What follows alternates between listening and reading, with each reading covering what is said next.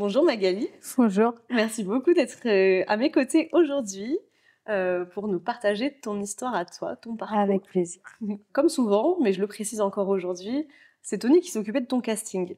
Alors je ne sais pas du tout de quoi on va parler, je sais juste que tu es bien enceinte, oui, comme moi Oui, oui. aujourd'hui, on est à peu près au même stade. C'est ça. Mais sinon, je ne sais pas du tout. Donc, je te laisse te présenter tout d'abord. Peut-être que ça va m'amener à des questions qui vont être le fil après conducteur de ton parcours.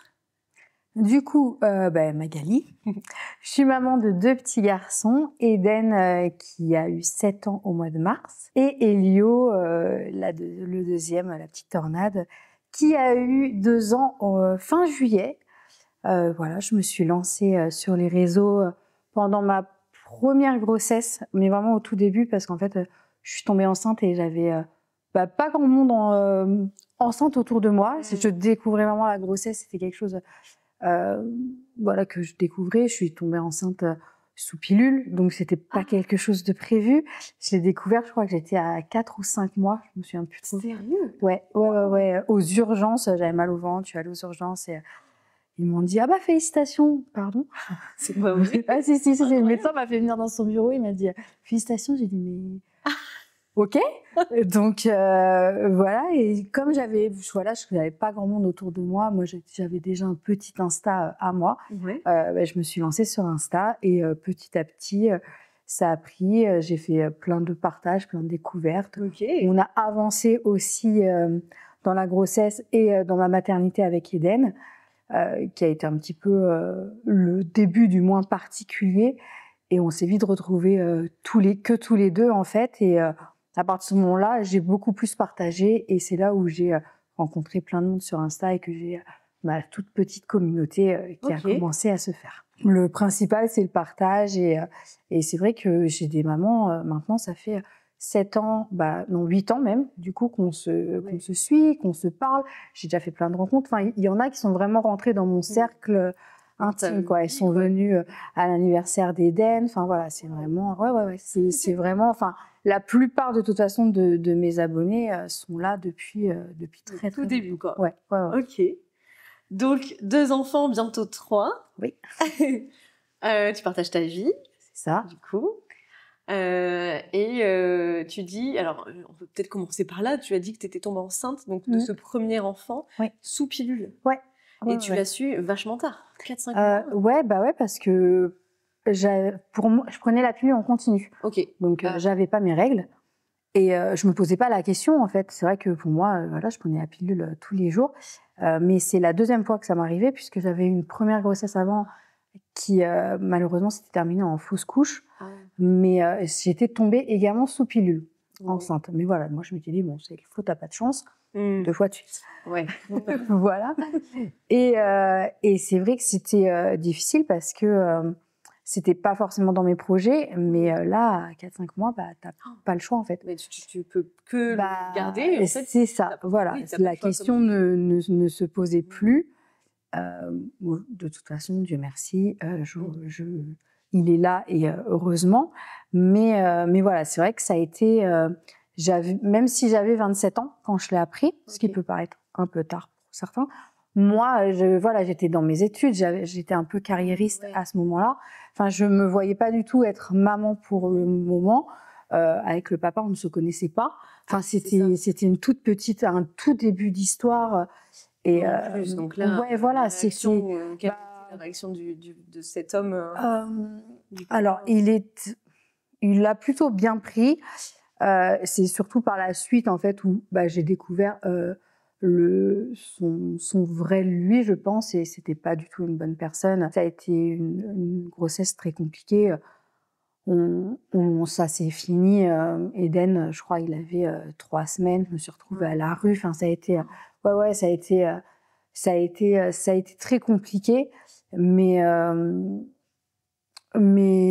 après, voilà, c'est vrai qu'on ne se connaissait pas et je connaissais pas réellement cet homme, en fait. Et voilà, je pense que... Tu aurais fait différemment, tu n'aurais pas fait un enfant avec lui. C'est ça. Si j'avais découvert enfin voilà, si je savais réellement qui était cette personne, ce qu'il était capable de faire ou autre, j'aurais pas j'aurais pas fait les mêmes choix, ou alors je serais peut-être partie plus tôt. Enfin voilà. Oui, on ne sait pas Ouais, voilà. ce qui se serait passé. Mais bon, ça c'est fait comme ça. Quoi qu'il en soit, tu apprends une grossesse là sur le tard, hein, un peu quand même, 4-5 mois.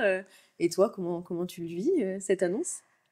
Et au début, j'y crois pas trop. Enfin, c'est même pas que j'y crois pas trop, en fait, c'est que je me dis, déjà, c'est vrai que cette phrase de félicitations, je pense qu'il s'en est pas rendu compte, le médecin, mais ça m'a mis une grosse claque, quoi, parce que j'imagine, une grossesse, c'est pas, enfin, majoritairement, c'est une bonne nouvelle, c'est quelque chose de joyeux, mais parfois, c'est pas le cas. Donc, c'est vrai que là, je me suis sentie, en fait, tout de suite un peu bloquée, un peu dans cette impasse où de toute façon je n'ai pas le choix.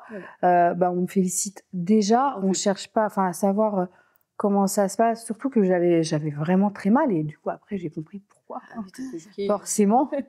mais voilà, ça reste quelque chose, qui te touche du jour au lendemain, tu sais que toute ta vie va changer, et que tous les potentiels projets que tu avais ou autres, et en fait, toute ta vie elle change, et il faut que tu revois tout, en fait, c'est ça. Et en plus, tout va très vite après. Oui, parce que 4-5 mois, bon, t'es déjà avancé. Quand on connaît une grossesse, déjà au tout début, au premier mois, on a le temps déjà psychologiquement de se préparer, même si c'est voulu, hein, peu importe, mais de commencer à préparer aussi tout. En fait. Oui, c'est ça, et puis tout découvrir. Moi, je connaissais pas, je savais pas qu'il y avait 2 façons de calculer, donc semaine aménorrhée, semaine de grossesse.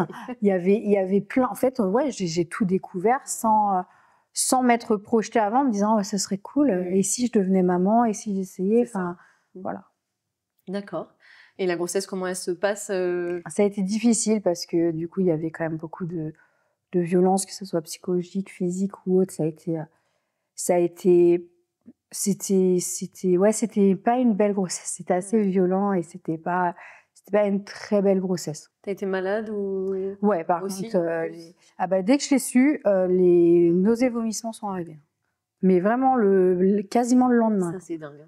Ah ouais, c'était. Alors qu'auparavant, pas du tout. Non, ça allait plutôt bien. Une fois que et là, tout est arrivé d'un coup. Et de façon, pareil, très violente. Mais comme pour mon deuxième, vraiment, ça, c'était le symptôme de grossesse le plus difficile pour moi, les vomissements. Ah ouais. Je pouvais rien manger, rien boire. J'en ai bien fatiguée pendant la grossesse. Donc, si à un côté de ça, on peut pas manger, on peut pas prendre des forces, ça fatigue encore plus. Moi, c'était pas la grossesse la plus épanouissante possible. Dans sa globalité, c'était ça. Ouais, non, c'était difficile. L'accouchement, est-ce que ça a été? Oui, l'accouchement, ça a été. Franchement, il est arrivé 3 semaines en avance. C'était une toute petite crevette pourtant. Mais non, l'accouchement, ça a été. C'était un bel accouchement. Le seul point négatif de l'accouchement que je me souviens, et c'est ce qui m'a fait le plus mal à l'accouchement, c'est l'expression abdominale, qui est désormais interdite. Mais j'en ai vraiment gardé une douleur. J'avais un bleu au niveau des côtes. Parce que c'était il y a 7-8 ans, donc à ce moment-là... On commençait à en parler, que c'était que ça commençait à être interdit. Mais là, moi, j'ai eu le droit. Ça, c'était pas ouf. Et en plus, ça n'a servi à rien du tout. Puisqu'au final, ils ont utilisé des forceps pour le sortir. Donc, c'était vraiment... Ok, bon. Tu nous as fait la totale. Ouais, ça va, allez-y. Donc, retour à la maison avec ce petit bébé quand même. Ouais, retour au début, plein de bonheur quand même, parce que ça reste une bonne nouvelle. Et puis après, le quotidien reprend vite le dessus. Et une séparation qui était de toute façon inévitable. Voilà, dès qu'il y a eu une porte de sortie, je l'ai pris. Mais tu t'es retrouvée du coup à la rue avec ton bébé? Oui, alors je t'ai dit à la rue, mais c'est vrai que j'avais la solution de retourner chez mes parents très rapidement. Donc voilà, mais c'est sûr que du jour au lendemain, on se retrouve parce que j'avais tout déménagé, parce que ça aussi, mine de rien, ça s'est fait très rapidement. On a su que j'étais enceinte, on s'est dit allez, on va emménager ensemble. Tout a été forcé un petit peu, donc ça s'est pas fait naturellement. Donc après, retour avec mon petit Eden chez mes parents. Et là, On s'est retrouvés que tous les deux, mais c'était trop beau quand même. C'était trop beau. On a fait du cododo tout le temps. Enfin, on était vraiment un lien qui a dû se créer très fort quand même. C'était et encore aujourd'hui, hein, je m'en détache. J'essaie de m'en détacher un petit peu parce que je sais qu'il le faut. mais voilà, ça a été ma force. Enfin, heureusement qu'il a été là, quoi. Ouais. Et il t'a sauvé un petit peu de cette relation. C'est exactement ça. C'est tout à fait ça. Il m'a sauvé, il m'a donné une force, il m'a fait découvrir une force que j'avais en moi que je ne soupçonnais pas. Et oui. Quelque chose, voilà, il m'a vraiment fait renaître aussi, quoi. Ouais. Lui est né, mais moi également. Toi aussi. Ouais, vraiment. En tant que femme aussi, pas que mère. C'est ça. Je pense. C'est ça. Alors, retour, c'est pas si mal de retourner chez ses parents non, c'était très en bien. Postpartum. Franchement, t'as dû te faire chouchouter. Non, franchement, ouais, ça va. Ça va. Qu'est-ce qui s'est passé ensuite Ensuite, les choses, elles ont suivi leur cours. C'est vrai que moi, je me suis totalement dévouée à mon rôle de maman envers Eden. Il y avait uniquement Eden qui existait dans ma vie. Enfin, vraiment, tout tournait autour d'Eden. Je ne faisais rien sans Eden. C'était vraiment... mais enfin, ça l'est encore, mais c'était vraiment mon royaume. Enfin, c'était... Peu importe ce qui se passait, Eden et moi, on ne faisait qu'un, en fait. Et vraiment, je peux même pas... Je le vois dans tes yeux. Ouais, c'était encore comme s'il était en moi. Enfin, vraiment, je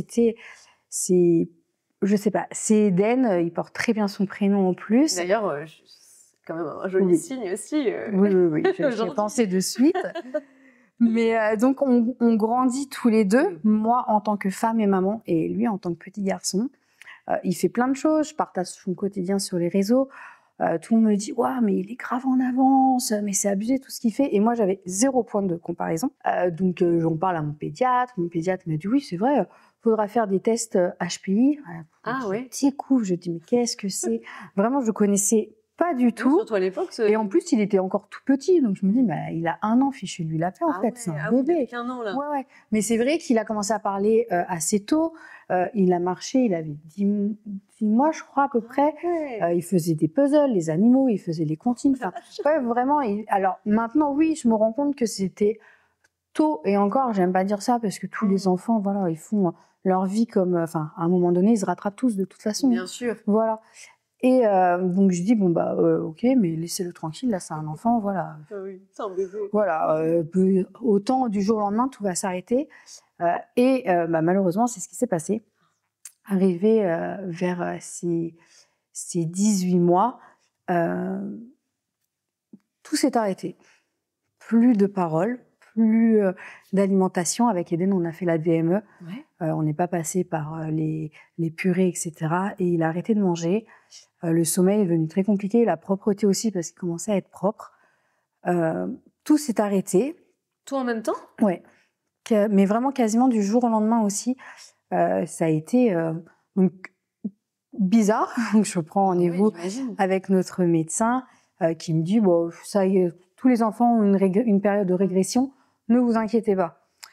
Sauf que la régression, elle perdure un petit peu, ça continue et jusqu'à ces 2 ans, je reprends rendez-vous et on me dit non mais vous en faites pas, c'est juste un petit blocage, vous prenez pas la tête. J'avais des contacts avec des psychomotriciennes, donc je prends rendez-vous avec une psychomotricienne et qui me dit on va faire des séances, patati, mais voilà, sans plus, je me pose pas plus de questions. Et au final, je vois bien qu'il y a quelque chose que ça revient pas.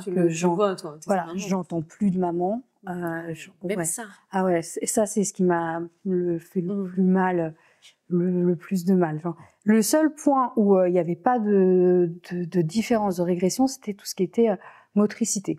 Il continuait à bien marcher, continuait à bien utiliser ses mains, motricité fine, etc. Mais sinon, tout le reste, plus rien. Donc, moi, je comprenais pas, mais j'écoutais les médecins. On me dit que tous les enfants ont une période de régression, c'est pas grave, c'est parce qu'il a été très très vite. Du coup, maintenant, il ralentit forcément.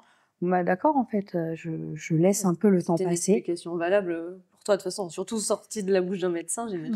C'est ça, et puis il y a, mine de rien, il y a 7 ans, on parlait pas encore de tout ce qui était SA, tout ça, c'était pas encore bien. On n'en parlait pas encore. Ouais. C'était pas encore quelque chose qu'on connaît bien tous comme maintenant. Donc le temps passe, moi je continue ma petite vie de maman et de femme. J'ai mes amis qui me poussent un petit peu à sortir un peu plus, à me libérer un peu de ce rôle de maman, à me dire bon, il faudrait peut-être que tu fasses des rencontres. Ok, j'essaye une première fois, une cata. Mais une cata, le pauvre mec, vraiment, le premier rendez-vous, je lui ai raconté l'accouchement. C'était pour le faire fuir. Non, mais c'était. Mais là, tellement j'étais matrixée par mon rôle de maman, en fait, je lui ai raconté mon accouchement, mais en plus des détails, mais horribles. En rentrant chez moi, vraiment, je me suis dit, chez mes mags, mais le mec, il va être. Il va faire des séances de psy, j'en sais rien. Mais vraiment, je pense que là, il va arrêter les rencarts. Donc, mais tu savais plus faire aussi, certainement. Ouais, voilà. Et puis, tu étais tellement dédiée à ton enfant. Bah, c'est ça. Pour moi, il y avait que Eden dans ma vie. Donc, mon seul sujet de conversation, la seule chose dont j'avais envie aussi de parler, bah, c'était Eden. Ah, bah oui. Donc, j'avais que ça dans ma vie. Donc, je dis à mes potes, je fais non, on va s'arrêter là. On arrête là. Il recommence un petit peu à forcer par la suite. On approchait, Eden allait avoir 2 ans et demi, je crois. Oui, parce qu'on allait c'était pas loin de Noël. Et je dis, bah, allez-y, je leur donne mon téléphone, ils m'installent une appli, ils me swipe, c'est comme ça. Ouais. Voilà. Ils me montrent avant le profil, je dis oui, il est mignon, allez-y. Et au final, on discute, mais j'étais vraiment, j'avais pas besoin de quelqu'un dans ma vie à ce moment-là. Ouais. Ou alors, je m'en rendais... Enfin, non, c'était pas un besoin. Forcément, c'est pas désagréable d'avoir quelqu'un le soir avec qui on s'endort et avec qui on peut parler d'autres choses, avec qui on peut échanger quelque chose sur sa journée, mais à ce moment-là, je m'en rendais pas compte. Et c'était pas un besoin, c'était en fait avoir un plus dans ma vie. Exact. Quelqu'un qui nous apporte quelque chose. Mais c'est vrai que moi, seule avec Eden, ça m'allait très très bien. Oui. Voilà, je faisais ma vie avec lui et c'était très bien. Mais du coup, il me montre ce profil et on discute, on se rencontre assez rapidement, façon un peu conte de Noël. Il m'emmène dans une fête foraine. Oh, génial. Ouais, franchement, c'est bien, tu mets la barre par contre très haut. Mais c'était à plus d'1h30 de route de chez nous, parce qu'en fait, il avait vu un panneau d'une fête foraine et on s'écrivait le soir. Et il me dit, écoute, je viens de voir un truc de fête foraine, on va y aller. Et il voulait absolument tenir ses paroles, mais il n'avait pas regardé le lieu. Voilà.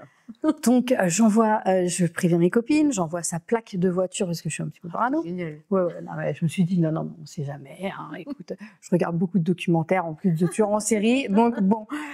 Donc, j'envoie. Sur le ouais, voilà, je ne sais jamais.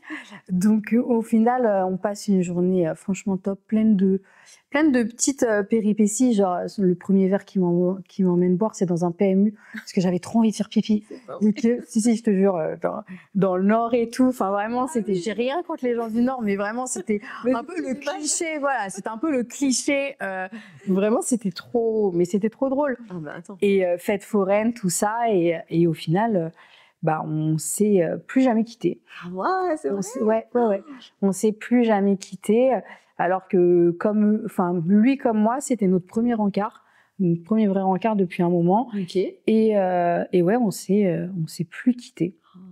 On s'est plus quittés. De suite, de toute façon, je l'avais mis dans ma description sur le site. J'avais mis livré avec mon fils et ma chienne. Donc voilà. Aussi. Ouais, voilà.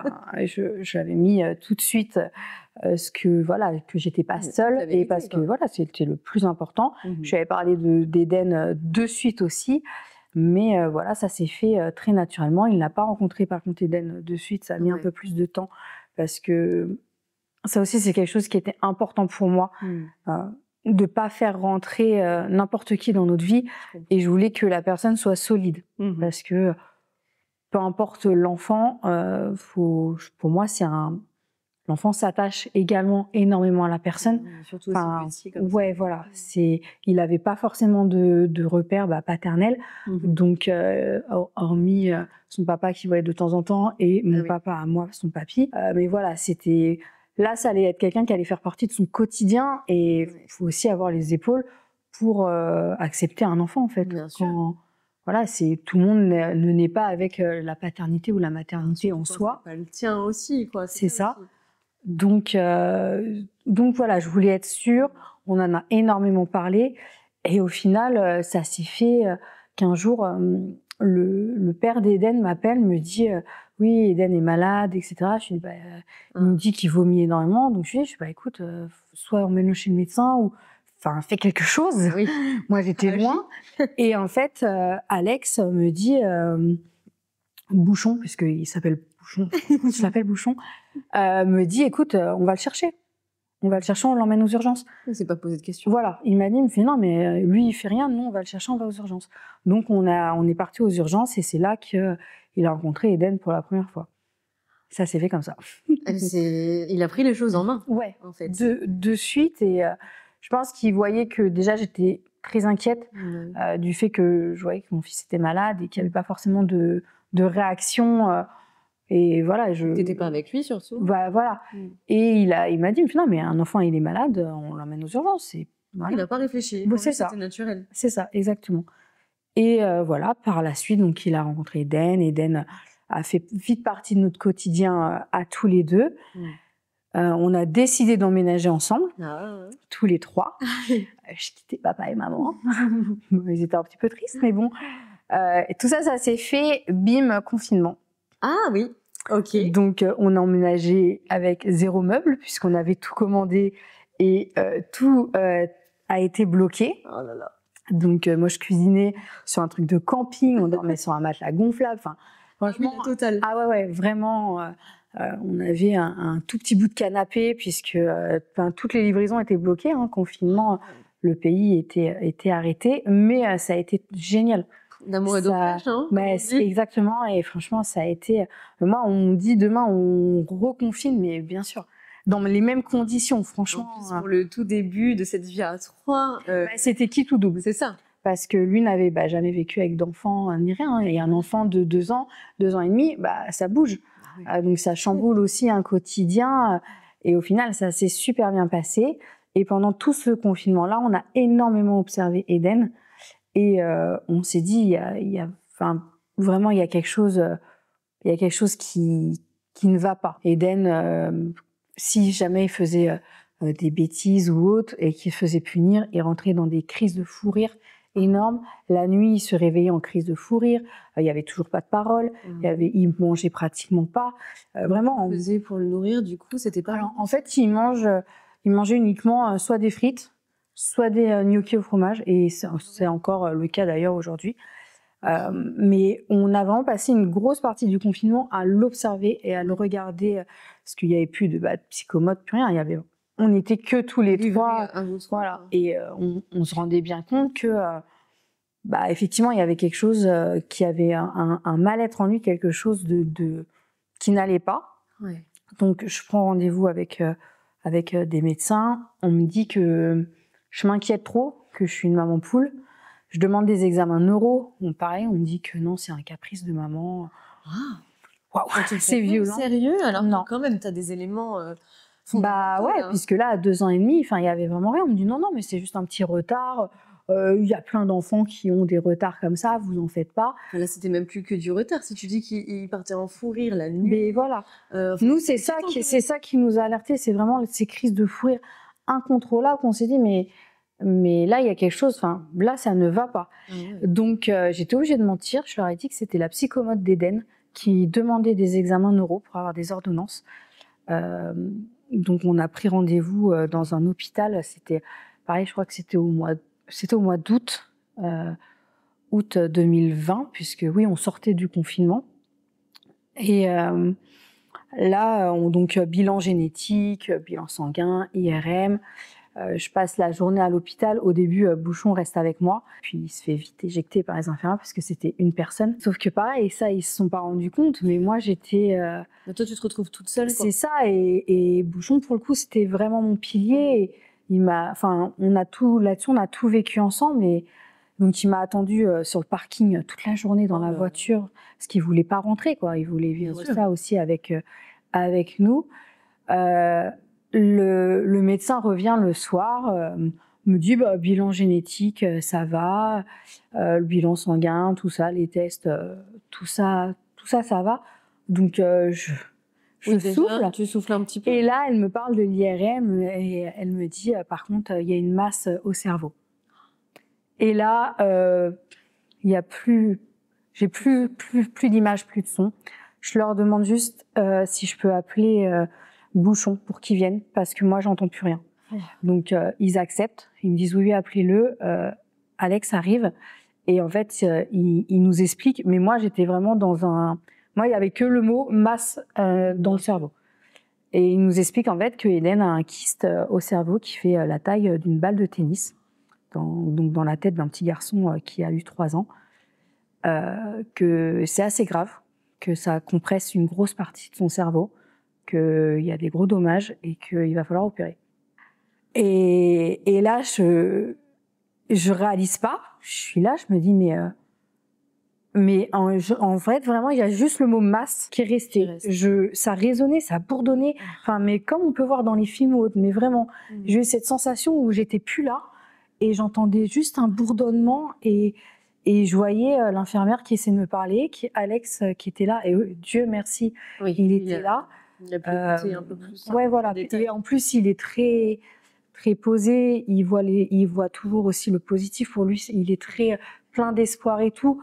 Donc voilà, il a tout posé, il a demandé de tout bien nous expliquer, et on nous a dit que de toute façon, le suivi se ferait à l'hôpital Necker, parce que voilà, faut un neurologue, un neurochirurgien, qu'on allait refaire un IRM pour être certain de la chose. Voilà, et qu'avant l'opération, de toute façon, que ça allait, voilà, qu'on pouvait pas faire ça non plus du jour au lendemain, qu'il fallait faire très attention. Parce que quand on parle d'un enfant de 3 ans, donc c'est pas comme opérer un adulte. Déjà, opérer un adulte, c'est difficile, mais là, voilà, c'est une toute petite tête.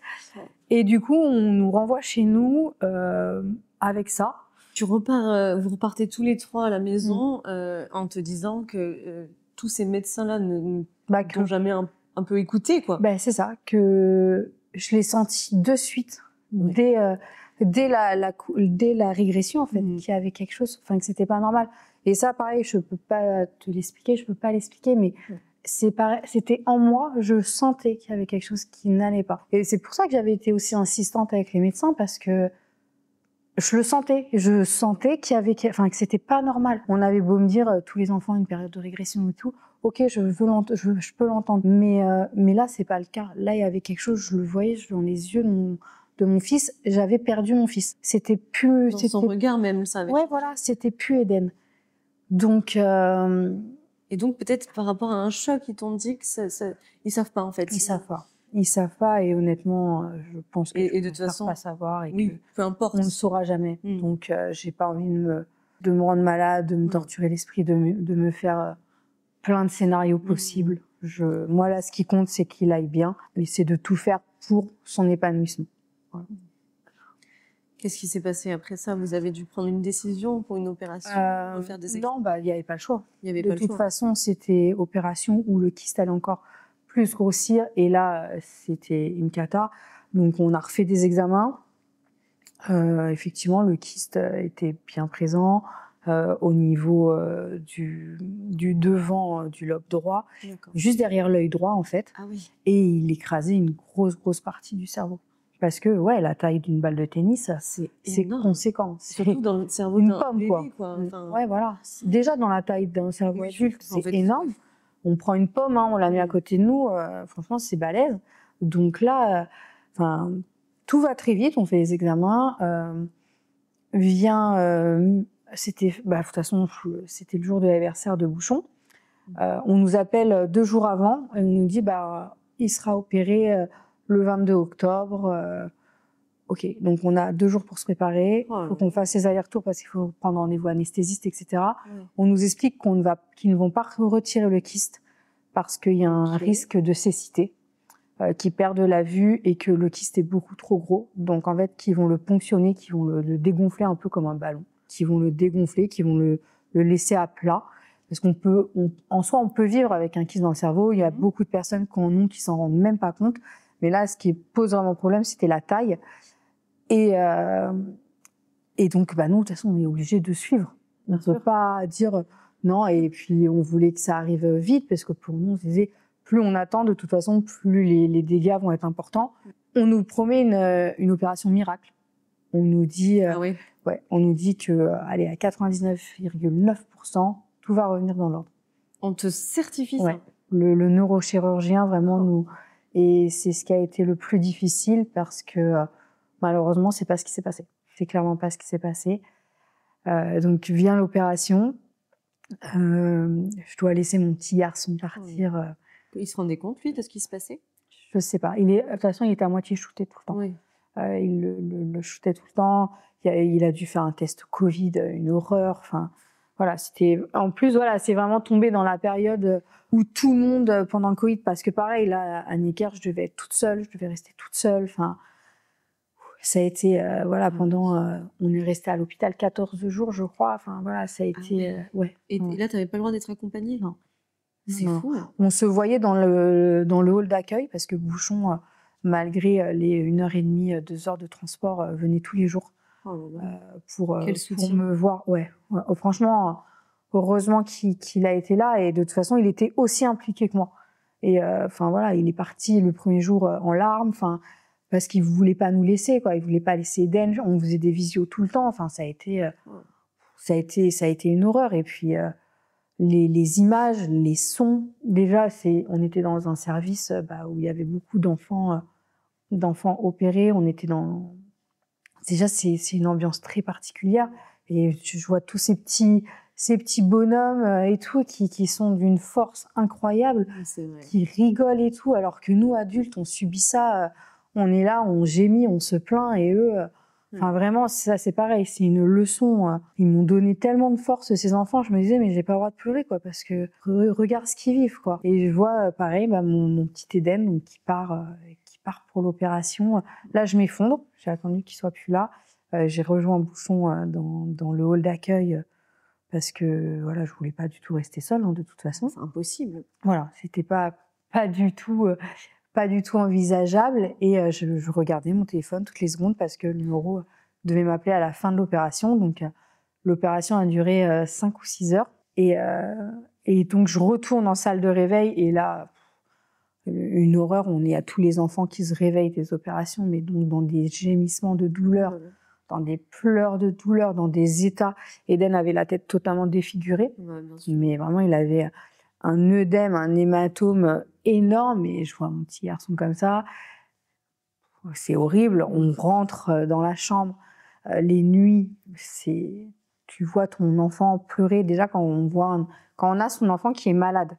Déjà la moindre petite chose, on s'en veut, le moindre petite fièvre, le voir pleurer parce qu'il est pas bien, ça nous déchire le cœur. Et là, vraiment, j'étais impuissante et je pouvais rien faire. Il n'y avait rien à faire de toute façon. Je chantais, je lui parlais, je lui tenais la main et tout, et lui, je le voyais gémir de douleur. Mais à ce moment-là, on avait encore l'espoir de se dire, vas-y, l'opération, de toute façon, c'est pour aller mieux. Bien sûr. C'est pour aller mieux. C'était que pour aller mieux et voilà, et avancer, quoi. C'est ça. Et là, donc les jours passent, une infirmière vient nous voir et nous dit que, second confinement, donc on va devoir rentrer chez nous parce qu'ils réquisitionnent des lits pour Covid, mais qu'il faudra revenir tous les jours. Super pratique. Pour les soins. Et donc, à 1 heure, 2 heures de transport. C'est ça, 1h30 de route, parce que voilà, il y a toujours des bouchons, donc ok, de toute façon, on n'a pas le choix. Avec un bébé comme ça. C'est ça. Donc, d'un côté, j'étais contente de rentrer chez moi. J'étais contente qu'Eden retrouve ses proches, retrouve ses odeurs, retrouve sa maison. Mais c'est vrai que, voilà, faire les allers-retours, les soins en plus, je pense que parce que le contexte faisait que c'était la période Covid, etc., bah, ils prenaient moins de temps et ils étaient moins patients et bienveillants avec les patients. Donc, c'est vrai que il y a un jour où une des infirmières a carrément engueulé Eden, quoi, parce qu'il pleurait. Et j'ai dit, je m'attendais. Il vient d'être opéré, il a une cicatrice. Enfin, non, en fait, non. Là, pour le coup, je suis pas d'accord. Je suis quelqu'un de très posé, très modéré, très patient. Je déteste tous ces scandales. Mais là, non, quoi.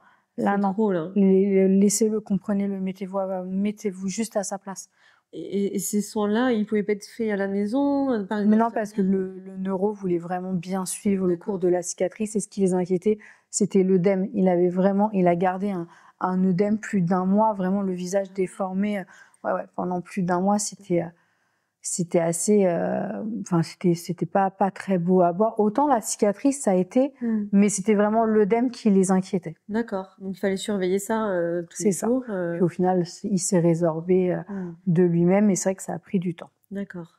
Et est-ce que là, ils savaient te dire si l'opération avait bien fonctionné? Bah pas vraiment, puisque bon pour eux, s'ils parlaient pas encore, bah c'était le choc de l'opération. Voilà, tout allait se remettre en place naturellement. D'accord. Donc nous, on a fait le nécessaire. J'ai pris rendez-vous avec un psychologue, psychomote, orthophoniste. Enfin voilà, tout ça en libéral parce que c'est pareil, on n'avait pas de place dans un CESAD ou dans un CAMS. Enfin voilà, il y a plein de petits instituts qui existent pour les enfants. Mais il faut avoir des places. Mais moi, à chaque fois que j'appelais, c'était 4 ans d'attente. Ah ouais. On est en Île-de-France ici, donc forcément déjà, je pense que dans les autres régions, l'attente est longue, mais ici, forcément. Donc, mais c'est pas grave, j'avais tout pris en libéral. Voilà, je me suis dit, c'est sa rééducation, il va tout bien faire, tout va bien aller. Et finalement, ce sera jamais revenu. Tous les 3 mois, on surveillait l'évolution du kyste, donc tous les 3 mois IRM.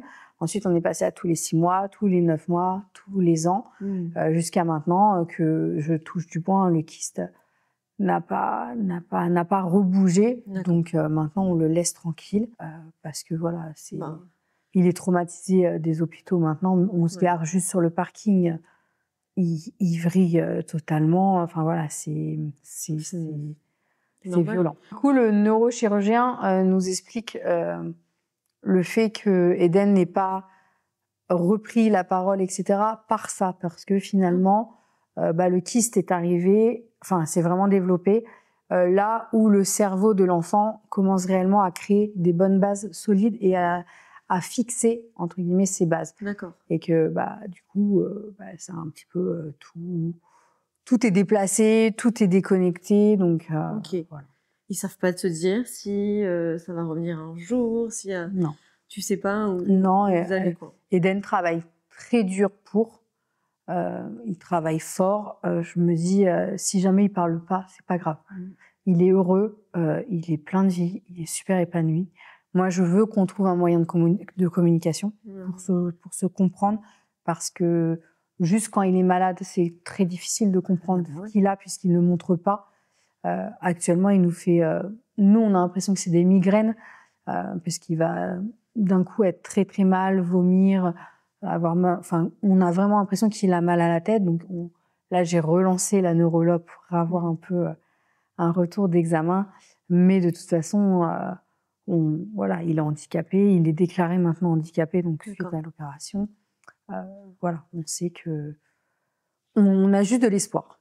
Oui. Voilà. En fait, il travaille dur. Il travaille dur, il fait plein de progrès. Donc on espère juste qu'un jour ça revienne et qu'on retrouve Eden qu'on a connu. Et comment ça se passe du coup? Parce que là, il a 7 ans. Ouais. J'imagine qu'il va pas à l'école. Alors l'école, ça a été très très difficile aussi. Ouais, parce que l'école, l'instruction est obligatoire. Oui. Moi, je suis pas maîtresse, donc je voulais pas faire l'école à la maison. Eden avait le droit d'aller à l'école, donc je l'ai inscrit à l'école. D'accord. On m'a de suite expliqué que ça allait être difficile, donc il n'y allait que le matin. La première année, ça a été très difficile. J'ai une photo sur ma page Instagram d'un jour où c'était le carnaval de l'école, donc tous les enfants étaient déguisés. Les maîtresses ont pris des photos. 2 jours après, je reçois le mail avec toutes les photos des enfants, la photo de groupe où tous les enfants sont dans la classe assis par terre devant et tout au fond,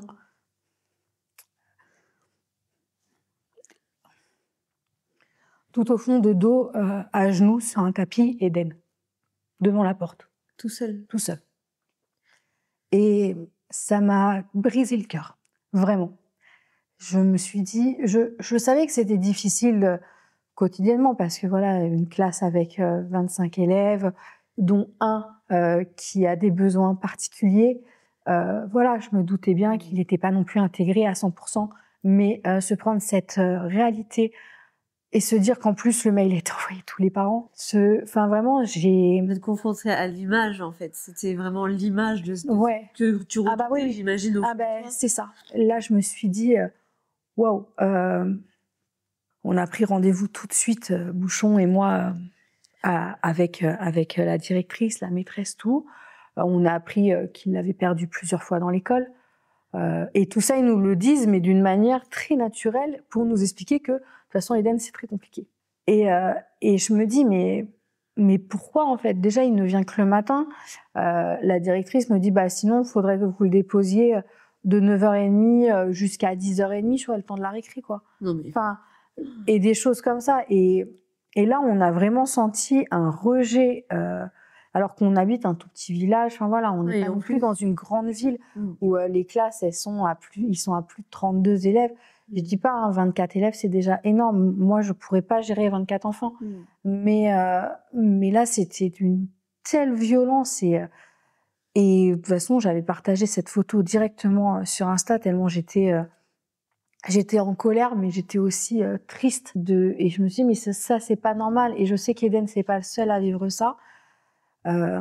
Donc là, ça a été très violent. On a fini la fin de l'année. Eden n'est pratiquement pas retourné à l'école. L'année d'après, on l'a réinscrit. Il est retourné à l'école que le matin. Comme j'avais un petit peu, mis un coup de pied dans la fourmilière, j'avais menacé. J'ai appelé le rectorat. J'ai dit, ça c'est pas normal. Donc il a eu une AESH pour les matinées et il a aussi eu la chance de tomber sur une maîtresse hyper investie, hyper bienveillante et hyper patiente. Et la deuxième année, de toute façon, on a vu un changement radical chez Eden. Il était content d'aller à l'école, il était impliqué dans tout. Vraiment, une personne change tout. Enfin, 2 personnes, puisqu'il y avait aussi son AESH qui était une femme en or. Mais avoir une maîtresse qui est investie et qui prend le temps pour Eden, comme pour tout autre enfant, en fait, on a vraiment senti la différence. Bien sûr. Malheureusement, ça a duré qu'une année. Les deux autres années, puisqu'il a fait 2 grandes sections, ça a été une cata. Ah oui. Il y avait une autre maîtresse après. Ouais. Et ça a été vraiment une horreur. Eden commençait à montrer des signes de rejet total de la scolarité. Enfin, ça a été pareil. En fait, on revivait la première année avec le rejet. Eden qui nous disait il y a le spectacle de fin d'année, mais on va pas emmener Eden parce que ça risque d'être compliqué pour lui de prendre le bus. Mais non, en fait, moi je vais l'accompagner, c'est pas grave. Ah oui, dans ce cas, vous l'emmenez par vos propres moyens. Mais que des choses comme ça. Que des choses comme ça. Ouais. Tu sois pas habilité à un minimum ne serait-ce que de compassion et d'humanité, en fait, tout simplement, avant de parler de... C'est juste ça, parce que là, en soi, Eden, ce qu'il lui fallait, c'est juste quelqu'un un peu pour le guider, et c'était le cas puisqu'il avait une AESH.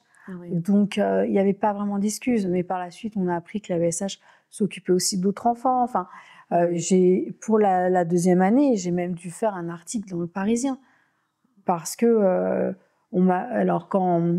parce qu'Eden n'a pas pu faire sa rentrée le jour de l'école puisqu'il y avait personne pour l'accueillir. On m'avait dit oui, est-ce que vous pouvez aller quand même au CP, mais juste le jour de la rentrée pour gonfler les effectifs et après vous rentrez chez vous. Mais non, en fait. C'est pas vrai. Ah mais ouais, je savais que le monde du handicap, surtout dans la scolarité, était compliqué. Mais moi, j'avoue que naïvement, je croyais à l'inclusion. On a envie d'y croire. Voilà, moi j'y croyais. Et là, on s'est pris porte sur porte et ça a été mais tellement violent. Et d'un côté, je me dis tout le temps, Dieu merci, Eden ne s'en rend pas compte. Enfin, j'espère du moins qu'il ne s'en rend pas compte, puisque lui, limite, quand il allait à l'école, c'est une salle de jeu pour lui. Ouais, il était heureux. Il faisait ce qu'il veut, a priori, il allait même se balader dans l'école et tout. Oui, s'il perdait dans l'école. Ouais, voilà, tu vois, enfin, je me dis, bon, lui, finalement, c'était pas le plus à plaindre, il fait sa vie, il est heureux. Mais quand on voit ça de notre regard de maman, déjà, voilà, c'est notre enfant, ça touche un autre enfant, mais c'est d'une violence et ça m'a fait vraiment très, très mal. Ça a été très dur. J'imagine même pas, en fait, ce que tu as pu ressentir. Mais il n'existe pas d'établissement Alors, il y en a, mais les entrées sont difficiles. Avec ça, voilà, c'est difficile d'y intégrer. Cette année, heureusement, il a pu intégrer une IME. Enfin, une IME. Enfin, oui, c'est comme une IME.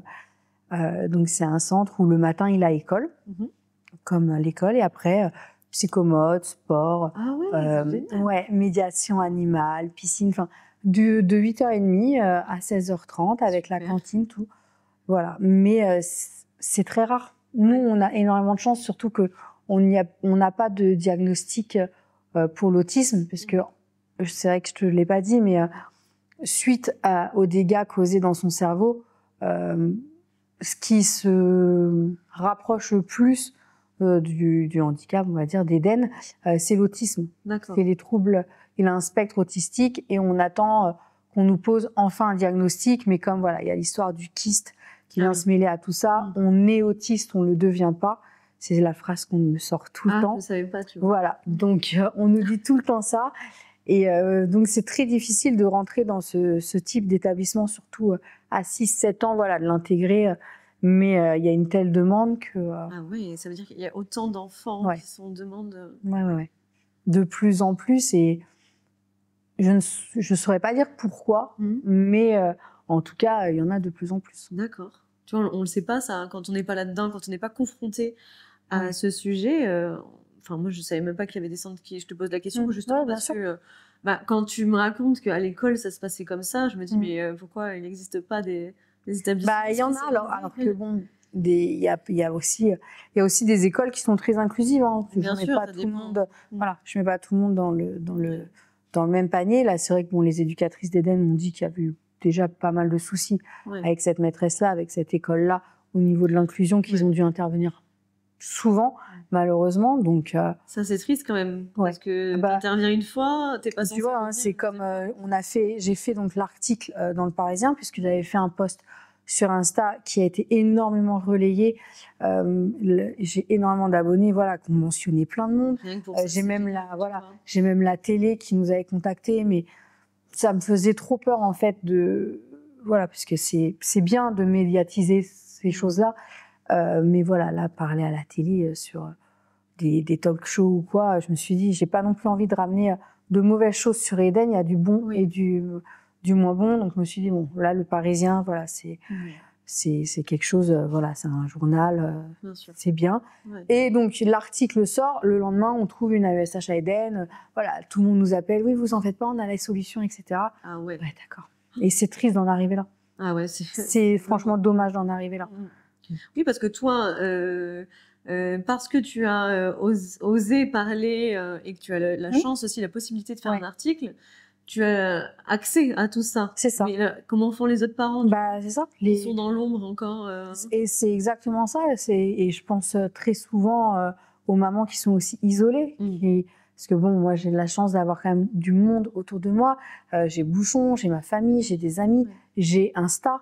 Mine de rien, ça représente quand même du monde. Et ils m'ont très souvent aidée. Mais c'est vrai que les parents isolés, comment ils font? Comment ils font? Je sais pas. C'est trop dur. C'est trop dur. Et c'est vrai qu'on nous parle partout de l'inclusion, que voilà, limite le handicap c'est génial. Allez, non mais c'est vrai, quand t'écoutes, c'est facile, c'est cool. Allez, on va vous intégrer, patati. Mais en fait, c'est pas ça du tout. La vérité. C'est clairement pas ça. Et je le vois même avec les parents. quand je déposais Eden à l'école, l'année dernière, devant moi, la maîtresse a distribué des cartons d'invitation d'anniversaire à tous les parents et les enfants, sauf nous. Ça, c'est... Donc ça aussi, c'est, je me dis, mais alors que il est pas méchant, Eden. Enfin, j'imagine bien. Voilà, lui, il adore jouer. Parfois, il est dans sa bulle, certes, mais après, il ça reste un enfant. Bah, c'est ça. Donc, mais c'est vrai que pour beaucoup, bah voilà, le handicap, moi, j'ai vu des parents. Ça fait peur souvent. Hein. C'est ça. Moi, j'ai vu des parents devant moi dire non, va pas jouer avec lui, il est bizarre, ou même me demander si c'était contagieux. Enfin, vraiment des. Vraiment des. Mais voilà, j'en viens à me demander parfois ils font pas exprès et si c'est pas de la provocation et pour te rendre toi encore plus mal. Ouais. Donc, parce qu'ils sont loin d'imaginer ce que toi aussi par quoi tu passes, parce que bon. C'est ça. Là on parle de Eden depuis longtemps parce c'est pas la maternité que je m'étais imaginée. Ah oui, une maman. Et encore, j'ai l'impression que ce bouchon, il est quand même sacrément fort. Heureusement. D'un soutien incroyable. Heureusement, et je pense pas que tous les hommes auraient accepté. Déjà. Auraient encore plus quand c'est même pas son enfant. C'est ça, c'est pas son enfant. Même s'il le considère comme tel, voilà, de base, ce n'est pas son fils. Bien sûr. Mais heureusement qu'il est là et heureusement qu'il est aussi investi. Et pour lui, le seul point qui compte, mais comme pour moi, mais c'est vrai que moi, je vois tout l'aspect derrière, tout l'administratif, tous les rendez-vous et tout, c'est qu'Eden soit heureux et épanoui. Pour lui, voilà, Eden, il se réveille, il a la banane, il joue, il court, ils vont dans les bois ensemble, enfin voilà, ils font des cabanes et tout. Il est heureux et pour lui, c'est le principal. Ah ouais. Donc dans votre couple, en fait, il n'y a pas eu de, ça aurait pu lui faire peur, enfin, je sais pas, mais j'imagine que votre quotidien, il est pas comme tous les couples qui vivent avec des enfants en bonne santé ou avec qui tu peux faire tout et n'importe quoi. Enfin, je sais même pas comment apporter les mots justes, mais parce que je sais pas ce que vous vivez. Mais il est là, il est d'un soutien, il prend son rôle très à cœur. Et toi, il te soutient comme tu as besoin de l'être, même si ce n'est plus. Et du coup, il n'y a pas eu ce truc-là de se poser la question de « Oh là là, mais c'est trop compliqué pour moi, c'est trop... » Non, cette question, elle s'est jamais posée. Il y a eu des clashs, parce qu'il y a la fatigue. Moi, je vais vite stresser. Et donc, je vais vite parfois monter en pression. Et lui, il va essayer de m'apaiser, mais voilà, c'est pas le bon moment. Donc, voilà, mon caractère fait que je suis un peu relou. Mais la question de Eden, c'est trop compliqué, je peux pas suivre. Non, elle s'est jamais posée. C'est beau. Hein. Ouais, vraiment. Vraiment. Et j'ai de la chance parce que je vois des familles parfois se déchirer à cause du handicap. Et nous, il y a des moments qui sont durs. Il y a eu des moments qui ont été très, très durs. Mais on a toujours pris ces défis-là pour se relever. Voilà, on s'en est toujours sortis ensemble. On parle beaucoup. Il n'hésite pas à me dire que honnêtement, parfois, quand on est invité à des soirées ou autres, que ce serait plus facile d'y aller sans Eden. Donc, si papier et mamie peuvent le garder, enfin voilà, il y a des solutions. Voilà, il va pas marcher sur des œufs. Il va pas me dire non mais il va pas faire attention à ses propos. Pour lui, Eden, c'est un enfant.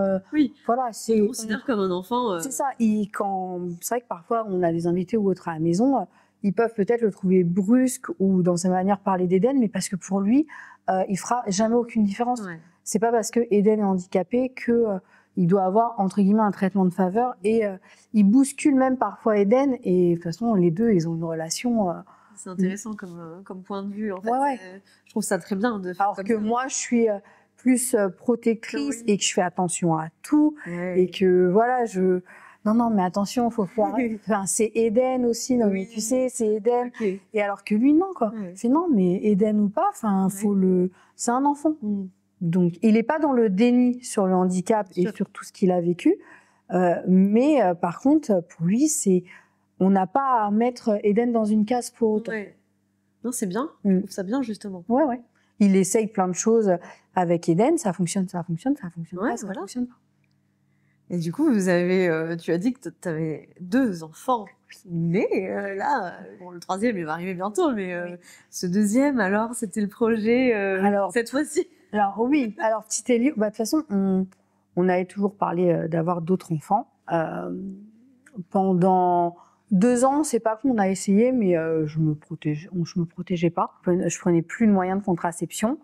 Mais voilà, je tombais pas enceinte, ça ne travaillait pas pour autant. On se disait, ça viendra quand ça viendra. Au final, on part en vacances, on fait du jet ski, accident de jet ski pour moi. Aïe! Je me brise la malléole, donc la cheville. Waouh! 2 fois. Ah, les vacances qui tournent mal. 2 fois. Ça va, c'était le dernier jour, donc limite ça va. C'est moi en plus qui a insisté pour faire du jet, alors que c'était la tempête dehors. C'est vrai? J'ai dit super, vraiment les idées géniales. Et au final, je tombe enceinte après l'opération de ma cheville. Donc c'était pareil, voilà. mais vraiment, on s'est dit, mais c'est fou ça fait 2 ans qu'on essaye entre guillemets et ben voilà, c'est voilà. Donc, mais là voilà, la grossesse a été bon, j'ai eu tous les symptômes comme d'hab, mais c'était cool. C'était une autre façon de voir la grossesse, beaucoup plus. Bon, même si j'étais en fauteuil roulant, mais bon, c'est pas grave. Après, rééducation, donc kiné, puisque j'ai été opérée et je suis tombée enceinte après, donc kiné, béquille et tout. Mais c'était vraiment un sketch, hein, c'était. Mais j'en garde pareil, un très bon souvenir aussi. C'est vrai que j'étais une petite princesse dans son fauteuil. On s'occupait très très bien de moi. Mais voilà, c'était cool parce que là, c'était vraiment voulu. Oui. Pas forcément calculé à ce moment-là, mais c'est pas grave. Mais voilà, on se projetait beaucoup, on s'imaginait, on se disait, oh, Eden, il va être grand frère. C'était trop beau, c'était trop beau, c'était trop bien.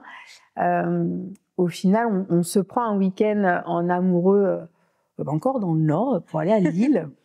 Pèlerinage. Et au final, j'ai le labo qui m'appelle et qui me disent, non, mais vos protéines urines, ça va pas du tout. Vous devez rentrer. Donc, on fait demi-tour et en fait, gros risque de pré-éclampsie. Oh là là. En fin de grossesse, ma tension qui descendait pas de 17. Enfin, voilà, que c'était... tous les 2 jours, je devais aller à la mater. Ça a été... la fin de grossesse a été speed. Mais pareil, heureusement, Bouchon était là. Donc, lui, toujours très positif. Non, mais t'inquiète, ça va aller. Il est optimiste, lui. Vraiment. Vraiment. Et il vient du Sud, donc je pense que c'est pas ça, c'est l'esprit du Sud. Et au final, ils m'ont déclenché, mais je devais accoucher le 19 août et j'ai accouché le 27 juillet. D'accord. Voilà. Donc, mais bon, on m'a déclenché, ça a mis du temps à se faire. Voilà, j'ai dû prendre plusieurs fois les cachets parce que vraiment, il voulait pas sortir. Ah non, vraiment pas du tout. Et au final, voilà, j'ai accouché, très bel accouchement aussi. Ça s'est bien passé aussi. Ça s'est très bien passé. On a juste eu vraiment peur avec la prééclampsie, hein, parce que c'est pas marrant. Mais petit Elio est arrivé et nous a plus que comblé. J'avais beaucoup de craintes pendant la grossesse. Je me suis dit, vu ce côté fusionnel que j'ai avec Eden, comment je vais faire? Comment je vais faire? Retrouver ce lien aussi.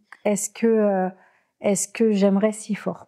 Ça, c'était une grosse angoisse pendant Je pense que toutes les mamans quand on va avoir un 2e enfant, on se pose cette question à un moment donné.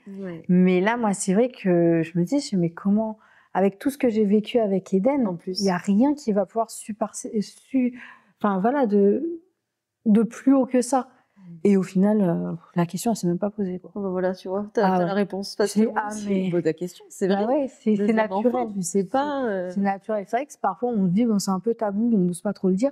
Mais je pense que quand on est enceinte, on se dit, quoi. Mais est-ce que je vais aimer pareil? Et je posais la question, Tony aussi, il s'est posé la question au début. Pas est-ce que je vais être capable, mais est-ce que ça va...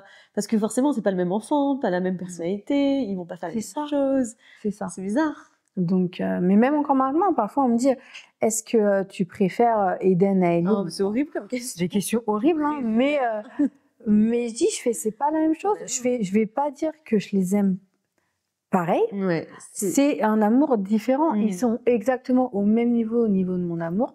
Je donnerai tout pour eux.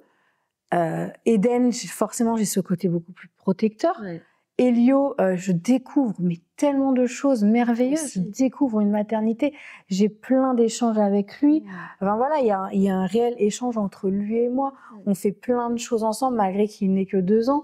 Voilà, c'est différent, mais à partir du moment où il était dans mes bras, la question elle s'est pas posée. Je l'ai vu, je l'ai aimé de suite.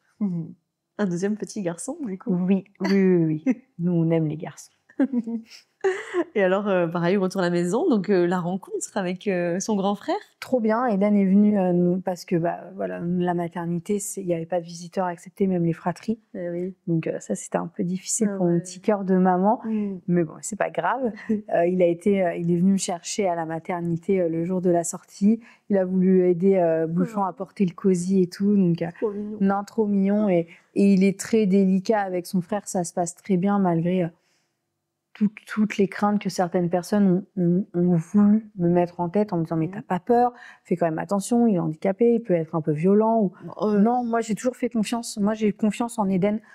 J'ai vraiment confiance en Eden et je me suis toujours dit que plus je mets de barrières, plus c'est là où il risque d'y avoir de se passer quelque chose en vrai. Voilà. Donc non, tout s'est tout de suite bien passé et c'est trop beau de les voir évoluer tous les deux.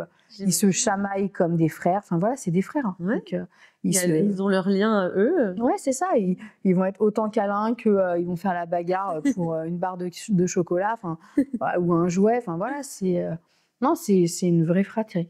Oh, incroyable. Non, ils sont vraiment mignons et on essaye depuis tout petit d'expliquer à Elio, parce que c'est ça qui est difficile parfois, de faire comprendre à Elio que Eden a le droit à certaines choses qui sont pas normales et que lui n'a pas le droit d'avoir, même pour les repas. C'est vrai que ça, c'est compliqué de voir son frère manger pratiquement des frites tous les jours et toi, on te saoule avec des légumes. Et ça, c'est vrai que ça va être dur. Donc voilà, donc là, il a 2 ans, donc c'est l'âge un peu compliqué. Elio a un sacré caractère, c'est vrai. Ils veulent tout, hein. Ah, c'est pareil. Ouais, c'est vraiment une tornade celui-là. Mais vraiment, il est très très drôle, mais c'est très difficile pour nous parce que du coup, il fait des bêtises et on se mord les joues pour pas rire. Mais vraiment, il nous fait des choses parfois et il répond déjà. Enfin, on se dit, mais courage à sa maîtresse ou à son maître. Hein.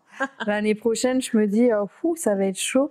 Mais c'est vrai que voilà, cette partie du handicap, quand on est petit frère d'un enfant handicapé, de se dire, parce qu'on n'a pas envie que Elio se sente mis à l'écart ou rejeté, et on n'a pas envie non plus que Elio devienne aidant de son frère. Voilà, on veut que Elio garde. C'est Elio, c'est le petit frère d'Eden, mais il n'a pas un rôle ni d'assistant à jouer et pas de bourreau, mais de laisser de côté. Puisque moi, c'est ça qui me faisait peur. Je me suis dit, comment je vais faire pour trouver du temps pour un deuxième enfant ? Alors qu'Eden me demande déjà tout mon temps. Et en fait, on a à chaque fois expliqué à Eden, non, je m'occupe d'Elio, là, j'ai pas le temps pour toi, je suis désolée. Mais c'est bien que tu arrives à le faire aussi. Oui. Ça n'a pas dû être facile au début. Non, mais j'avais pas le choix. En fait, ça c'est quand Bouchon a repris le travail et je me suis retrouvée toute seule avec Eden et Elio, forcément, quand fallait que je change Elio, quand fallait que je lui donne son pain ou autre, je suis désolée Eden, mais va falloir que tu apprennes la patience, tu n'es plus tout seul. Voilà. Chacun apprend, chacun a sa place. Exactement. Eh ben. Donc là, il a quel âge, Elio ? 2 ans et demi. Ah oui. Oui, il est fin juillet. Donc, Et donc là, le petit troisième qui arrive. Oui. Bébé 3. Pareil, c'est assez... qui est arrivé comme un cheveu sous la soupe. C'est vrai. On en parlait, mais pour le coup, c'est vraiment une surprise parce que c'était pas prévu du tout. Ça va être un petit peu tabou. Mais au départ, ce qui était, entre guillemets, prévu, c'était une IVG. Pour moi, dans ma tête, parce que je n'avais pas encore cette solution pour Eden. D'accord. Et j'ai très mal vécu cette année de mère au foyer, parce que pour Eden, hein, j'ai dû arrêter de travailler, j'ai dû tout arrêter. Et cette année a été très difficile pour moi en tant que mère au foyer. C'est pas un rôle qui m'épanouit. Il y a des mamans qui adorent ça, hein. Qui adorent ça, qui sont faites pour ça. Moi, ça ne m'épanouit pas. Et cette année encore plus, je ne saurais pas expliquer pourquoi, mais je me suis vraiment retrouvée bloquée dans ce rôle-là, à être malheureuse. Et vraiment, quand j'ai appris cette 3e grossesse, je me suis effondrée parce que c'était pas une bonne nouvelle. Tu as vu la chose continuer, en fait. C'est ça. Puisque 3e enfant veut dire, allez, je reste encore à la maison. C'est ça. Et je me dis, Eden grandit, j'ai plus de solution, moi, à lui apporter parce que, voilà, mes activités, ça va bien 5 minutes, mais je suis pas psychomotricienne, je suis pas orthophoniste, je suis pas éducatrice. Comment je vais faire, même si Elio rentre à l'école en septembre 2025, enfin, vraiment, tout s'est fait dans ma tête et il n'y avait pas de solution, il n'y avait pas de schéma de solution. Donc, j'apprends que je suis enceinte le lundi. Le mardi, j'ai rendez-vous avec le gynéco pour une datation pour une potentielle IVG. Ok. Vraiment, j'étais déterminée. Décidée, voilà. Comment Bouchon, il était ok avec... Il était sous le choc. Il m'a dit clairement que ma décision, de toute façon, il suivrait. Même si on en avait déjà parlé et tout, mais qui comprenait que voilà, pour moi, c'était pas le bon moment. Mais il me disait quand même que fallait rester positif parce qu'on attendait la réponse pour le centre d'Eden, savoir s'il allait être pris ou pas. Et il me disait, écoute, si on pense positif, tout positif va suivre. Non, laisse-moi tranquille avec ta positivité. Non, là, je ne peux pas. Donc, je prends rendez-vous. J'avais rendez-vous à 14h. J'arrive dans la salle d'attente qui est collée à la maternité. Donc, je voyais des bébés passer devant moi. Par contre, c'est dur, ça. Ça, c'est difficile un peu. Mon téléphone, plus de batterie, donc je me retrouve toute seule devant un faire-part du prénom d'une petite fille qu'on avait décidé, c'était une fille un jour, de Bouchon et moi. Et c'est un prénom qui est assez rare, je ne le dirais pas au cas où. Non. Mais voilà, c'est une musique qui nous touche énormément à Bouchon et moi, qu'on a écouté le premier jour de notre rencontre et tout. Donc pendant toute l'attente, je suis devant ce faire-part, je retiens mes larmes, je suis là à me dire non mais c'est pas possible. Je lève la tête au-dessus, faire-part avec écrit Elio, E-L-I-O. Je dis non mais c'est une blague. Je dis bon, bref, c'est pas grave. J'attends, rendez-vous. Donc j'avais rendez-vous à 14h. Oui. Les heures passent, toujours pas. 19h, toujours pas. Je vois quand même la dame de l'accueil, ils font oui, il y a beaucoup de retard et tout. 19h40, on m'appelle enfin. Donc j'arrive et tout, je vois le gynéco, il me dit j'espère que vous n'êtes pas là pour une écho parce que tout le système informatique vient de planter. Je dis c'est une blague. Ouais, cette journée.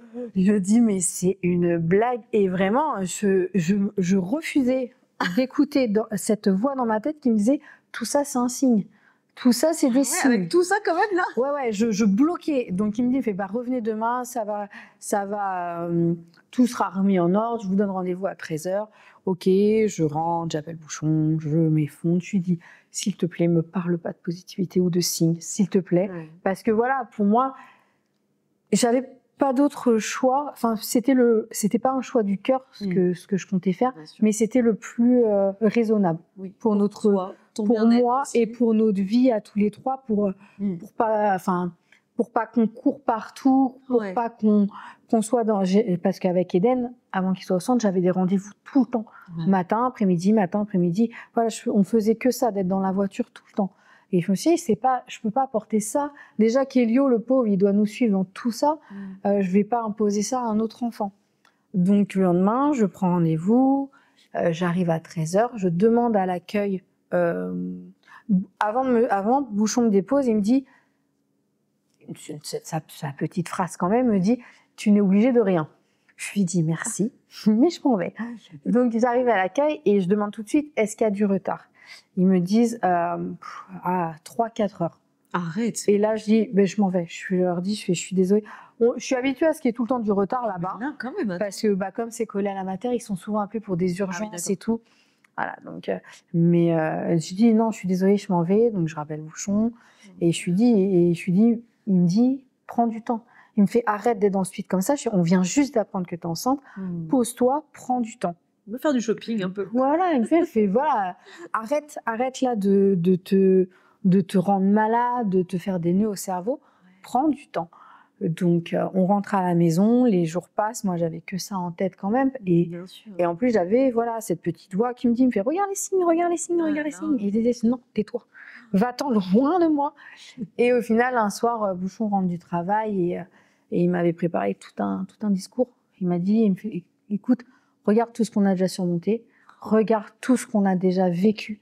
Tu sais, nous, que ce soit lui ou moi, on croit beaucoup aux signes de la vie, aux petits signes du destin. Et c'est vrai que ça nous a toujours porté dans notre couple les galères, parce que quand Eden, on a appris pour le kyste, on a appris le premier cancer de mon papa, quand on a appris pour ce que je me suis fait opérer de la vésicule biliaire, on a appris aussi le nouveau cancer aussi de mon papa. Et il y avait plein de petits signes autour. On croit beaucoup aux signes.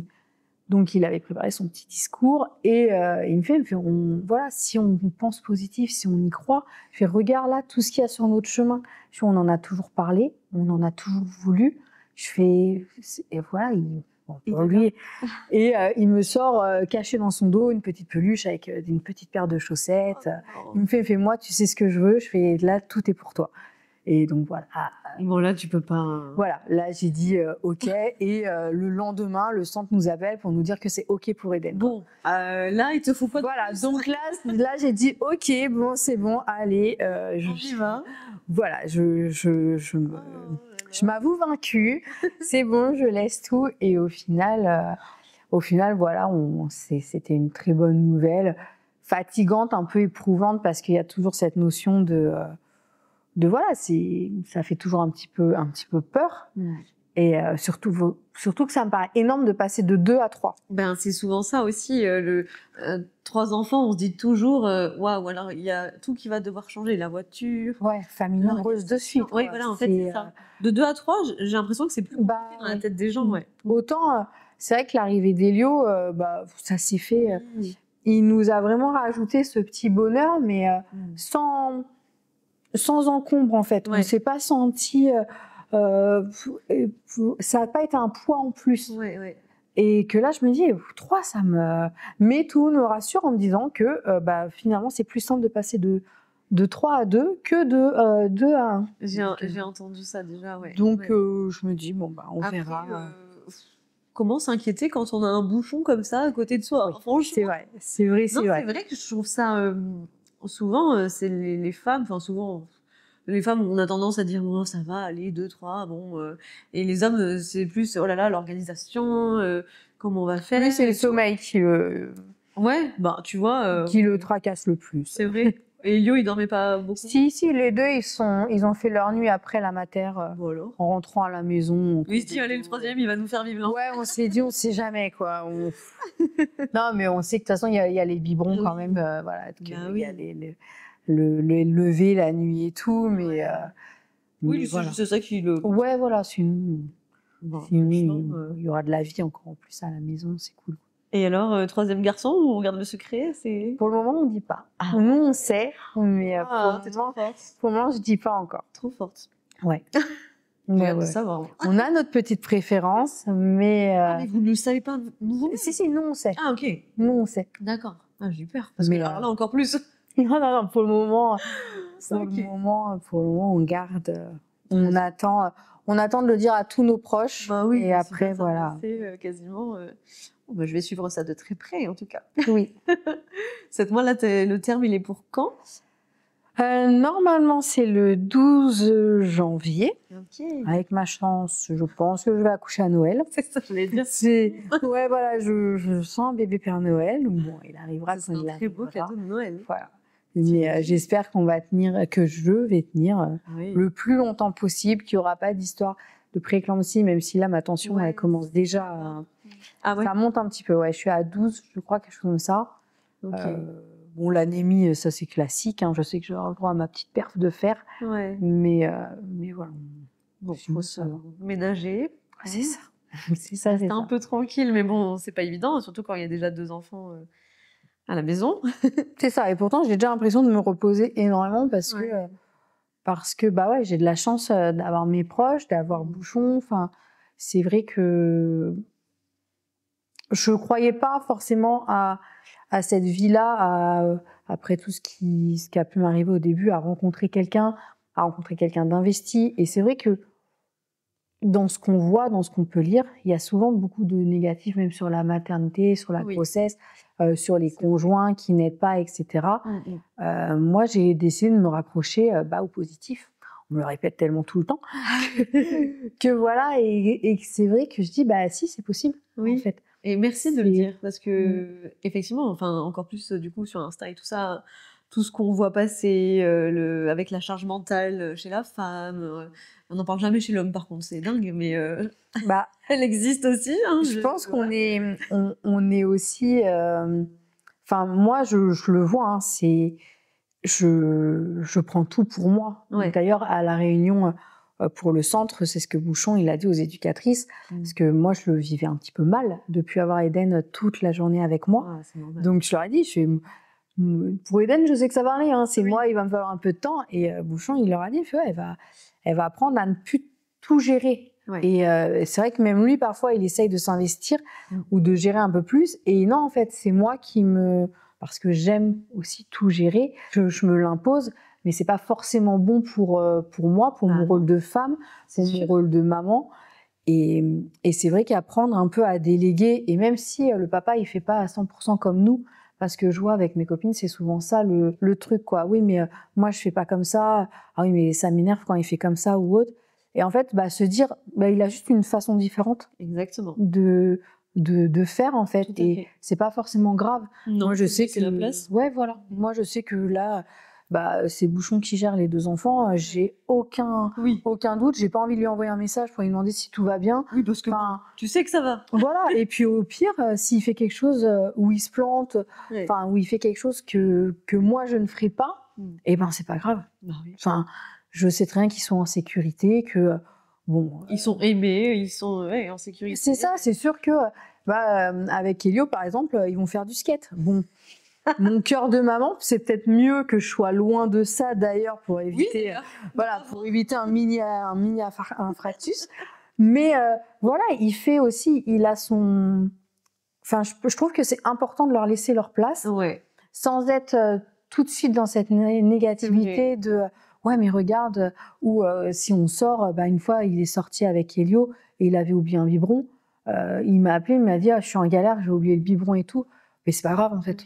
Et je sais que j'ai des copines qui tout de suite non mais attends, mais ça veut dire qu'il va sauter un biberon, ou ça veut dire mais c'est pas grave. Franchement c'est pas grave. C'est pas grave. Ton enfant est heureux. Et je pense qu'on se met une pression parfois, parce que on est censé être des mamans parfaites. C'est un peu ce qu'on attend de nous. C'est la société ou autre. Une maman, c'est une maman, quoi. On est pas le droit à l'erreur. C'est ça. À partir du moment où on accouche, on rentre dans cette case maman, et c'est difficile d'avoir la case qui devient dans une forme un peu différente. D'accord. Et tu vois, ça me fait penser à des fois des trucs où moi on me dit mais pour Evie t'as fait ça, t'as pensé à ça. Bah non, mais son papa, par contre, oui, il l'a pensé, parce que c'est son père. Hein. Donc, c'est ça. Il la gère, il sait la gérer, il sait faire un sac à langer, il sait, là, il est par là-bas, là, je sais pas où il est, voir les chevaux. Mais je sais qu'il gère, j'ai aucune crainte, tu vois. Mais nous, même avec les médecins et tout. C'est ce truc-là de dire, toi, en tant que maman, est-ce que t'as pensé à ça, ça, ça, ça Mais tu le vois, même avec les médecins ou autres, à chaque fois, les médecins, ils me regardent de moi. Et à chaque fois, moi, je regarde Bouchon et je laisse lui répondre, fait, parce que on est 2 parents. C'est ça. On est 2 parents. Alors oui, c'est sûr que la maman est souvent un peu plus investie. Oui, mais c'est parce que c'est différent, il y a ce lien-là. Voilà, et on est... mais il y a des choses que les enfants font avec moi, et d'autres choses qu'ils font avec leur père. Exactement. Totalement différents, et c'est pas pour autant que c'est mieux avec moi ou que je sais mieux que lui. Enfin, c'est un équilibre, je pense. Exactement. Toi, tu vas lui apporter des choses que lui ne va pas pouvoir leur apporter parce que c'est un homme et parce que c'est comme ça, la relation n'est pas la même. Et inversement. C'est ça. Et nous, s'il y a quelque chose qui me dérange, ou si je vois que j'ai besoin de son aide ou j'ai besoin qu'il fasse son rôle entre guillemets de papa ou autre, et je lui dis. On n'a pas ce tabou-là, sinon c'est sûr que je vais râler à dire c'est moi qui fais tout, patati patata. En fait, ça te dérange, donc dis-le. Ouais. Et pour moi, il n'y a rien de plus sain que la communication et de faire comprendre, parce que là, on dresse un portrait de papa idéal.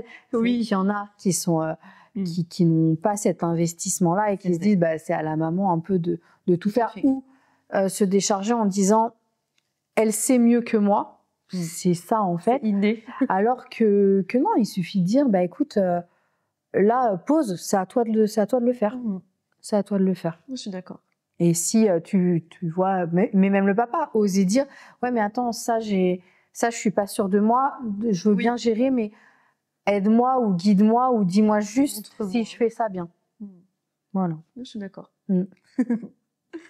Eh c'est une très belle conclusion. Voilà. En tout cas, ton histoire m'a beaucoup touchée parce que, encore une fois, je savais pas du tout de quoi on allait parler, je m'attendais pas à ça. C'était avec tellement d'émotions, tu as raconté ça avec tes mots, Et encore, j'ai essayé de... Oui, j'imagine. Je me suis retenue plusieurs fois, mais j'ai essayé. Mais j'espère que ton témoignage apportera du soutien et de l'espérance et de l'espoir à des parents, à des personnes qui vivent malheureusement ou heureusement. Moi, quand j'entends parler d'Eden, là, j'ai cette image de petit garçon avec un grand sourire. Je sais pas pourquoi. Mais c'est ça. Mais c'est Eden. C'est vraiment Eden. C'est cette image que j'ai là. Il a le sourire tout le temps. Il est heureux tout le temps. C'est ce qu'on... C'est vraiment un soleil. C'est vraiment... Et c'est une force parce qu'on se dit, nous adultes, il nous arrive ça. Mais moi, la première. Hein. C'est sûr. Moi, je me plains. Je me lève, j'ai mal au dos. Je me plains, on m'entend toute la journée. Et lui, tout ce qu'il subit, Bichette. Et j'essaye de partager un peu plus son quotidien. Mais c'est vrai que j'ai pas forcément ce réflexe quand il est en crise ou autre de filmer. Alors qu'on me l'a déjà demandé pour mieux comprendre. Parce que parfois, je raconte notre histoire. Et parce que j'ai fait toute une story permanente en fait pour éviter à chaque fois de regonfler ma story quand il y a des nouveaux arrivants sur le compte. Et c'est vrai qu'on me dit mais on dirait pas, mais attends t'as vécu tout ça et tout. Et c'est vrai que j'ai pas envie qu'on nous plaigne. J'ai pas envie. Moi on me dit tout le temps mais t'es super forte et tout. Non c'est pas moi qui suis forte. C'est Eden qui est fort. Moi j'ai pas le choix. En réalité, on est toute maman, on est toute forte parce que je pense que on vit plus que pour nous, on vit aussi pour nos enfants. Nos enfants ils souffrent, on souffre, on a tout le temps dans notre tête, notre cerveau il se met jamais en pause en réalité. Donc oui, on est toute forte. Moi je m'estime pas plus forte qu'une autre, j'ai juste d'autres soucis qu'une autre maman peut avoir. Mais celui qui est fort dans l'histoire, c'est Eden. C'est Eden. C'est lui qui vit tout ça, qui subit ce rejet un peu de la société. Et pour moi, le plus beau, c'est son sourire. Bien sûr. De toute façon, c'est le sourire même de lui, même d'Elio. Enfin voilà, bien sûr. C'est notre épanouissement et sans être dans un monde de bisounours, parce qu'on a conscience de la réalité de tout ce qui nous entoure. Mais c'est vrai que j'estime qu'on est heureux. Qu'on est heureux. C'est ça, aujourd'hui, tu l'affirmes. Voilà. Moi, on a plein de soucis. C'est que Eden a le sourire et que ça, c'est votre victoire aussi. C'est ça. En fait, tant qu'il est heureux et tant que, comment dire, tu le vois en tout cas sourire, il y a quoi d'autre qui compte? C'est ça. On a plein de soucis, mais j'ai décidé que les gros problèmes, en fait, ils ne viendraient pas empiéter sur nos moments de bonheur. Voilà, je compartimente dans mon cerveau. On a tous les soucis du quotidien. Je les aurai, je pense malheureusement, à vie, puisque le handicap, voilà, c'est à vie. On vit avec ça, mais pour nous, ça sera une force et ça sera pas quelque chose qui va nous contraindre dans notre vie de tous les jours. Bien sûr. Et d'autant plus que vous avez créé une famille, donc il ne faut pas que ça impacte sur les autres aussi. Non, c'est ça. Et je pense que vous avez trouvé l'équilibre parfait et que ce troisième bébé va arriver dans des très bonnes conditions. Oui. malgré tes craintes. Et voilà, et je vous souhaite que du bonheur parce que honnêtement, quand j'entends parler de tes enfants, de ton bouchon, je me dis waouh, quelle famille, Ouais, honnêtement. j'ai de la chance qu'on soit très bien entouré, que j'ai mes parents, que j'ai mes amis, qu'on a tout ce cocon-là et qui ne tourne pas que autour du handicap, mais qui tourne voilà, autour de notre famille, autour de notre amour et pour nous, c'est ça le plus beau. On n'est pas comme toutes les autres familles, c'est clair. Mon histoire est pleine de montagnes russes, mais j'ai pas envie de me plaindre sur tout ça. J'ai pas envie d'être triste de tout ça. J'ai plus envie d'être forte et de sourire et de profiter de tous les moments de bonheur autour. C'est tout ce que je vous souhaite en tout cas. Merci. Et tu embrasseras tout le monde pour moi, vraiment. Tu vas découvrir tout le monde très rapidement, de toute façon, sur Insta. Et je vais suivre du coup cet accouchement-là qui est imminent, j'allais dire. Mais non, il te reste quand même du temps. Oui. Mais ouais, j'ai hâte. Un petit peu, reste bien aux choses. Tu peux tenir avant toi, normalement. Si tu peux tenir jusqu'en janvier, ça serait franchement, ça serait sympa. Mais en tout cas, on reste en contact. Merci infiniment d'avoir déposé ton histoire ici, vraiment.